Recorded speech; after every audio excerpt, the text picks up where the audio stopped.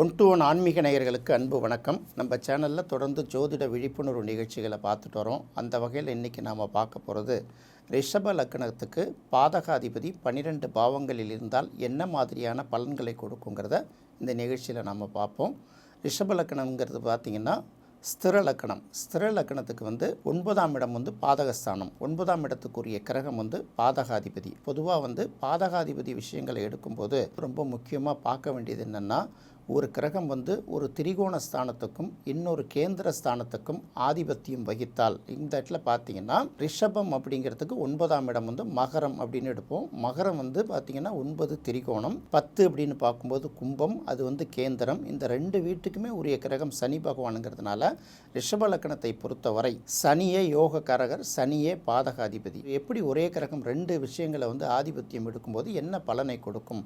கண்டிப்பாக அவர் பாதகத்தன்மைக்கு உரிய இடையூறை கண்டிப்பாக கொடுப்பார். அதே போல் இடையூறை கொடுத்து முடித்த பிறகு யோகத்தையும் சேர்த்து கொடுத்துடுவார். அப்படிங்கிறனால தான் ரிஷப லக்கணத்துக்கு யோகக்காரர்கள் பட்டியலில் சனி பகவானையும் முக்கியமான இடத்துல வச்சிருக்கிறது அப்படிங்கிறத பார்த்துக்கணும். இப்போ ரிஷப லக்கணம் அப்படின்னு பார்க்கும்போது லக்னத்திலேயே சனி இருந்தால் இந்த இடத்துல 9ஆம் அதிபதி லக்னத்தில் இருக்குன்னு பார்க்குறதா, இல்லை 10ஆம் அதிபதி லக்னத்தில் இருக்குன்னு பார்க்குறதா, யோகாதிபதி லக்னத்தில் இருக்குன்னு பார்க்குறதா, அல்லது பாதகாதிபதி லக்னத்தில் இருக்குன்னு பார்க்குறதா, இப்படி தான் முதல்ல முடிவெடுக்கணும். சனி பொதுவாக எந்த லக்னத்தில் இருந்தாலும் சரி, அதை நம்ம கர்மதோஷமாக தான் பார்ப்போம். இவர்கள் என்ன பண்ணணும் அப்படின்னு கேட்கும்போது, தனக்காக வாழாமல் மற்றவர்களுக்காக வாழணும். அதுக்குன்னு குடும்பம் கொடுத்தனெல்லாம் விட்டுட்டு மற்றவங்களுக்காக வாழ முடியுமா அப்படின்னு ஒரு கேள்வி எழுப்பலாம். இந்த இடத்துல கேள்வியை பார்க்குறத விட நம்மளுடைய சுயநலத்திலும் ஒரு பொது நலத்தோட பங்கு கொஞ்சமாவது இருக்கணும். ஒரு 100 பேர்கிட்ட நம்ம பாடம் சொல்லி கொடுத்தோம்னா ஒரு 10 பேருக்கு பணம் வாங்காமல் சொல்லிக் கொடுக்கலாம், ஒருத்தங்க 2 பேருக்கு பணம் வாங்காமல் சொல்லிக் கொடுக்கலாம்னு சொல்கிறோம்ல. இந்த மாதிரி ஒரு விஷயத்தை தான் சொல்கிறது. பொதுவாகவே சனி என்ன லக்னமாக இருந்தாலும் அந்த லக்னத்தில் இருந்தால் அது உச்சமாக இருந்தாலும் சரி, ஆட்சியாக இருந்தாலும் சரி, நீச்சமாக இருந்தாலும் சரி, எந்த பலனும் சமமாக இருந்தால் கூட சரி, அது கர்மதோஷங்கிறதுனால இந்த கர்மதோஷத்துக்குரிய பலனை கடும் உழைப்பை சேர்த்து கொண்டிருந்தாலே அவர்களுக்கு அது ஒரு பரிகாரமாக அமையும் அப்படிங்கிறத பார்த்துடலாம். அடுத்து இந்த சனி ரிஷப லக்கணத்திற்கு 2ஆம் இடத்தில் இருந்தால், ஒரு பக்கம் பார்க்கும்போது பாதகாதிபதி 2ஆம் இடத்தில் இருக்காரு, இன்னொரு பக்கம் பார்க்கும்போது 10ஆம் அதிபதி 2ஆம் இடத்தில் இருக்காரு. அப்போ ஒரு இடையூறு பண்ணிட்டு ஒரு நெருக்கடியை கொடுத்துட்டு அதுக்கு பிறகு வருவாய் வரும். பொதுவாக என்ன லக்னமாக இருந்தாலும் சனி பகவான் 2ஆம் இடத்துல இருந்ததுன்னா வாக்கு சம்மந்தப்பட்ட விஷயங்களில் ரொம்ப கவனமாக இருக்கணும். நம்ம என்ன பண்ணோம், ஏதாவது பேசி நம்ம வாக்கே நமக்கு இடையூறாக மாறிடும், சில நேரங்களில் தவறாக முடிந்துடுங்கிறத கவனமாக இருக்கணும். என்ன தான் ரிஷப லக்னத்தை பொறுத்தவரை 2ஆம் இடத்துலேருந்து வருவாயில் குடும்பத்தில் சில கை வச்சா கூட அவரே 10ஆம் அதிபதியாக இருக்கிறதுனால தொழில் மூலமாகவோ வேலை செய்கிற இடமாகவோ நல்ல வருவாயை ஏற்படுத்தி கொடுத்துருவாருங்கிறத மட்டும் தெளிவாக தெரிஞ்சுக்கிட்டா போதும். அடுத்து ரிஷப லக்னத்துக்கு பாதகாதிபதியான சனி பகவான் 3ஆம் இடமான கடகத்தில் இருந்தால் என்ன மாதிரியான பலன்களை கொடுக்கும் அப்படின்னு பார்க்கும்போது, 10ஆம் அதிபதி 3ஆம் இடத்துல இருந்தால் நீங்கள் நினைக்கிற மாதிரி உங்கள் சொந்த ஊரில் இருந்துட்டு தொழில் பண்ண முடியாது அப்படிங்கிற ஒரு விஷயத்தை எடுத்துக்கணும். அடுத்தது பார்த்திங்கன்னா அவரே 9ஆம் அதிபதிங்கிறதுனால 3ஆம் இடம் சம்மந்தப்பட்ட விஷயங்கள் நமக்கு ஒரு பாதிப்புகளை கொடுக்கும். நம்ம எந்த முயற்சியும் பார்த்திங்கன்னா உடனே எடுக்க முடியாது. முயற்சி எது எடுத்தாலும் செய்யலான்னு முயற்சி எடுத்து திடீர்னு சோம்பேறித்தனத்தில் உட்காந்துருவோம். அடுத்தது இளைய சகோதரர்கள், நம்மளுடைய சகோதர சகோதரிகள், நம்மளை விட வயதில் குறைந்த சகோதர சகோதரிகள், அவர்களுடைய ஆதரவு நமக்கு முழுமையாக கிடைக்குமா அப்படின்னு எதிர்பார்க்க முடியாது. அதுக்கு அடுத்தது பார்க்கும்போது 3ஆம் இடம் சம்மந்தப்பட்ட விஷயங்கள் கண்டிப்பாக ஓரளவு பாதிப்பில் இருந்துக்கிட்டு தான் இருக்கும். இது வெளிநாடு போகணும், வெளியூர் போகணும்னு நினைக்கிறவர்களுக்கு இது ஒரு நல்ல மாதிரி கை கொடுக்கும் அப்படின்னு எடுத்துக்கலாம். அடுத்து ரிஷப லக்னத்துக்கு பாதகாதிபதியான சனி 4ஆம் இடத்தில் இருந்தால், இந்த இடத்துல பார்த்தீங்கன்னா 10ஆம் அதிபதி 4ஆம் இடத்தில் இருக்கிறது யோகமா அப்படின்னு பார்க்கும்போது ஒரு வகையில் அது யோகம்.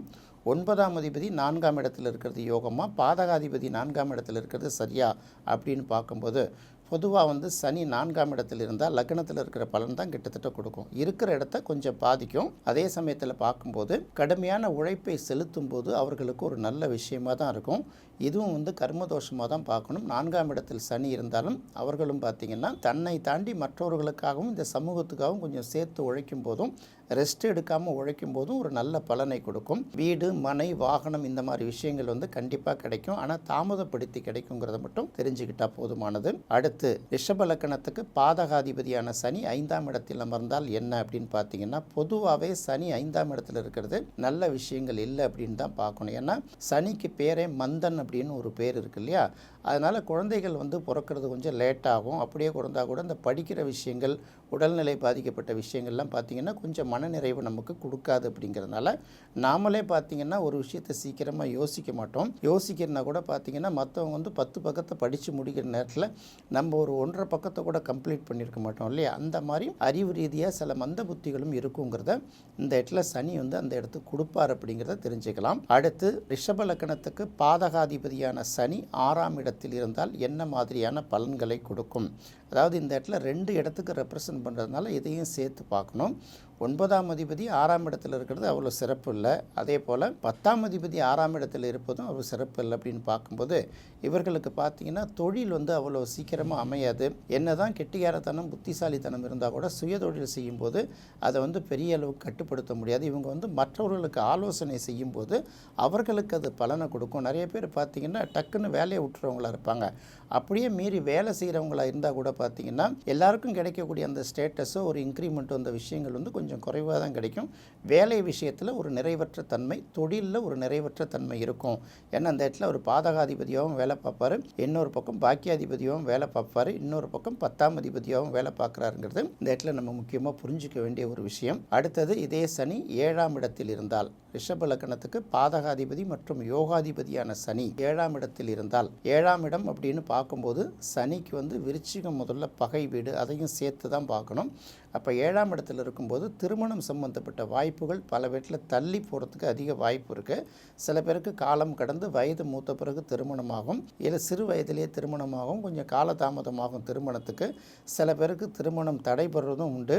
சில பேருக்கு பார்த்திங்கன்னா அந்த மாற்று ஏற்பாடுகள் மூலமாக திருமணம் நடக்கிறதெல்லாம் உண்டு இல்லையா. ரிஷப லக்கணத்துக்கு பாதகாதிபதியான சனி 7ஆம் இடத்துல இருந்தால் இந்த மாதிரி பாதிப்புகளை எல்லாம் உருவாக்குங்கிறத தெரிஞ்சுக்கலாம். அடுத்தது ரிஷப லக்கணத்துக்கு பாதகாதிபதியான சனி 8ஆம் இடத்தில் இருந்தால் என்ன மாதிரியான பலன்களை கொடுக்கும்? ஒரு பக்கம் பார்க்கும்போது பாதகாதிபதி 8ஆம் இடத்தில் மறைவது சிறப்புன்னா கூட, இன்னொரு பக்கம் பார்க்கும்போது தொழிலை குறிக்கக்கூடிய 10ஆம் அதிபதி 8ஆம் இடத்தில் மறைஞ்சால் எப்படி இருக்கும் அப்படின்னு பார்க்கும்போது இது பார்த்திங்கன்னா 50% ப்ளஸ் 50% பாதிப்புங்கிற மாதிரி விஷயத்தை கொடுக்கும்ல. எந்த தொழிலையும் சீக்கிரமாக முடிக்க முடியாது. எதுக்கும் பார்த்திங்கன்னா ஒரு வேலையை கொடுக்கணும். ஒரு வேலை நடக்கணும்னா அந்த வேலைக்கு தேவையான விஷயத்தை நம்ம தேவையாக கூடுதலாக செலவு பண்ணணும். அப்படியே ஓரளவு லாபம் கிடைச்சா கூட அந்த லாபத்தை அப்படியே மொத்தமாக நாம் எடுத்துகிட்டு வர முடியாமல் எல்லோரும் கொஞ்சம் கொஞ்சம் பிரித்து கொடுத்து நாமளும் அதில் 5ல் ஒரு பங்கு 4ல் ஒரு பங்கு எடுத்துகிட்டு வரோம்ல, அந்த மாதிரி தான் நடக்கும். பொதுவாக சனி 8ஆம் இடத்துல இருப்பது ஆயுள் தீர்க்கமாக இருக்குங்கிறது ஒரு ப்ளஸ் பாயிண்ட்டை மட்டும் எடுத்துக்கிட்டு அதுக்கப்புறம் நம்ம அடுத்து கடந்து வந்துடலாம். ரிஷப லக்கணத்துக்கு பாதகாதிபதியான சனி 9ஆம் இடத்துல இருந்தால் என்ன மாதிரியான பலன் கொடுக்கும்?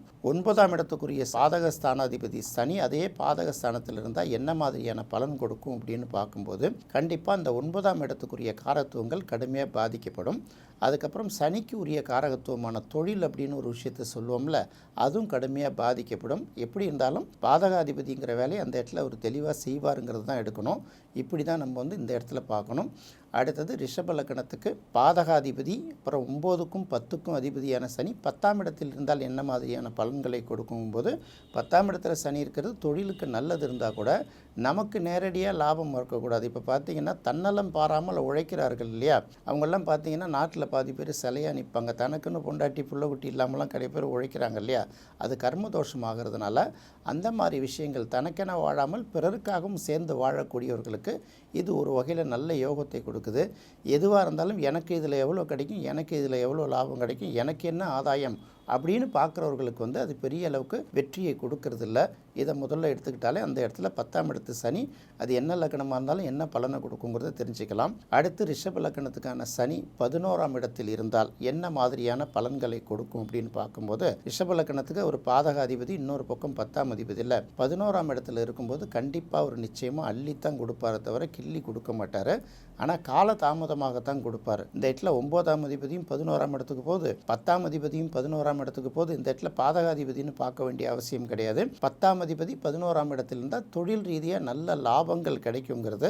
ஆனால் எடுத்த வகுப்பில் கிடைக்காது, கொஞ்சமாக கிடைக்கும். ஆனால் ஒரு கட்டத்தில் பார்த்திங்கன்னா அடுத்த தலைமுறை வரைக்கும் சில நேரங்களில் அது நீண்டு கொண்டு இருக்கும். அப்படிங்கிறனால அது ஒரு நல்ல பலனாக தான் எடுத்துக்கணும். ரிஷப லக்கணத்துக்கு 9ஆம் அதிபதி பாதகாதிபதியான சனி 12ஆம் இடத்தில் இருந்தால் என்ன மாதிரியான பலன்களை கொடுக்கும் அப்படின்னு பார்க்கும்போது இந்த இடத்துல 2 விதமாக பார்க்க வேண்டியதாக இருக்குது. ரிஷப லக்கணத்துக்கு 12ஆம் இடம் மேஷமாக வர்றதுனால மேஷத்தில் சனி ஒரு பக்கம் நீச்சம் ஆயிடுது இல்லையா, அதனால பார்த்தீங்கன்னா பாதகாதிபதி நீச்சமாயிடுறாரு, 12ஆம் இடத்துல போறாருங்கிறத தாண்டி 10ஆம் அதிபதியும் 12ஆம் இடத்துல நீச்சம் ஆயிடுறாரு அப்படின்னு பார்க்கும்போது இவர்களுக்கு பார்த்தீங்கன்னா தொழில் ரீதியாக மிகப்பெரிய நிறைவு இருக்கிறது ரொம்ப கஷ்டமாக இருக்கும். நிறைய பேர் பார்த்தீங்கன்னா இருக்கிற இடத்த விட்டு இன்னொரு இடத்துக்கு போகிறவர்கள் நிறைய முன்னேறுவாங்க. வெளிநாடு போகிறதுக்கு வாய்ப்பு கிடைச்சால் கூட ஓரளவு அவங்களுக்கு ஒரு நல்ல வாய்ப்பு கிடைக்கும். அப்புறம் பார்த்தீங்கன்னா தூக்கம் சம்மந்தப்பட்ட பாதிப்புகள்லாம் அவங்களுக்கு நிறையா இருக்கும். சோம்பேறித்தனம் ரொம்ப கடுமையாக இருக்கும். இதுதான் பார்த்தீங்கன்னா ரிஷப லக்கணத்துக்கு பாதகாதிபதியான சனி, யோகாதிபதியான சனி 12 பாவங்களில் இருந்தால் என்ன மாதிரி பலன், இது பார்த்தீங்கன்னா ஜோதிடத்தை ஆர்வமாக கற்றுக்கணும்னு நினைக்கிறவங்களுக்கு ஒரு நல்ல பலனை கொடுக்குங்கிறது தான் பார்க்கணும். என்ன நேயர்களே, இந்த நிகழ்ச்சி உங்களுக்கு ரொம்ப பிடிச்சிருக்கும்னு நினைக்கிறேன். மீண்டும் மற்றொரு சுவையான நிகழ்ச்சியில் சந்திக்கலாம். நன்றி, வணக்கம்.